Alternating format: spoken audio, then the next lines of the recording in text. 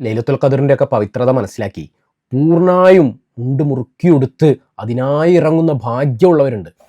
ഞാൻ പറയുന്നത് നമ്മളെയൊക്കെ പോലെ പല എക്സ്ക്യൂസുകളും പറഞ്ഞ് മാറി നിൽക്കുന്നവർ ഒന്നുമില്ലാത്തവരായി പോകരുത്. നബിതങ്ങൾ പറയുന്നുണ്ട്, മൻ ഹൈരിമഹ ഫഖദ് ഹൈരിമൽ ഹൈറക്കുല്ല. ഈ രാത്രി ഒരാൾക്ക് തടയപ്പെട്ടാൽ അവൻ എല്ലാ നന്മയും മിസ്സായവനാണ്. ഈ രാത്രി ഒരാൾക്ക് മിസ്സായി പോയാൽ ഒരു നന്മ അവർക്ക് പിന്നെ ബാക്കിയില്ല. വലാ യുഹറമു ഹൈറഹ ഇല്ലാ മഹറൂമിൻ. അത്രയും ഭാഗ്യം കെട്ടവനല്ലാതെ ഈ രാത്രിയുടെ നന്മ അങ്ങനെ മിസ്സാവൂല എന്നുള്ളതാണ്.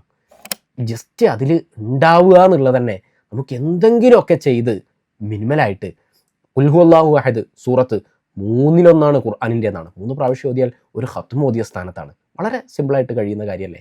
അല്ലാഹുമ്മ ഇന്നക അഫുവുൻ തുഹിബ്ബുൽ അഫ്വ ഫഅഫു അന്നി എന്ന ദിക്ർ വർദ്ധിപ്പിക്കാൻ നബിതങ്ങൾ പറഞ്ഞതാണ്.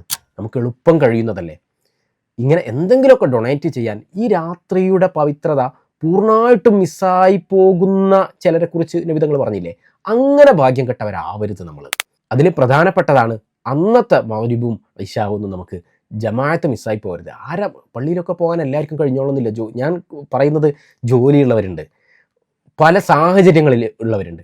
പക്ഷെ എന്നാലും ആരെങ്കിലുമൊക്കെ കൂട്ടി ജമാഅത്തായി നിസ്കരിക്കാൻ കഴിഞ്ഞാൽ, വൻ സല്ലൽ ഇശാ ഫി ജമാഅത്തിൻ, ഒരാൾക്ക് ഇശാ ജമാഅത്തായി നിസ്കരിച്ചാൽ ഫക അന്നമാ ഖാമ നിസ്ഫൽ ലൈലി, രാത്രിയുടെ പകുതി നിസ്കരിച്ചവനെ പോലെയാണെന്നാണ് നബിതങ്ങൾ പറഞ്ഞത്. ഇങ്ങനെ മഹാഭാഗ്യങ്ങൾ പെയ്തിറങ്ങുന്ന ഈ അനുഗ്രഹീത രാത്രിയിൽ എന്തെങ്കിലുമൊക്കെ പെറുക്കിക്കൂട്ടി ആ നന്മയുടെ ഒരു ഭാഗമാകാൻ, ഒന്നും കിട്ടാത്ത ഹതഭാഗ്യരെന്ന് നബിതങ്ങൾ പറഞ്ഞ അക്കൂട്ടത്തിൽ പെടാതിരിക്കാൻ നമ്മൾ എന്തായാലും ശ്രദ്ധിക്കണം. റമദാനും ലൈലത്തുൽ ഖദറൊക്കെ കൊണ്ട് വിജയിക്കുന്നവരുടെ കൂട്ടത്തിൽ അള്ളാഹു നമുക്ക് ഉൾപ്പെടുത്തുമാറാകട്ടെ. ആമീൻ.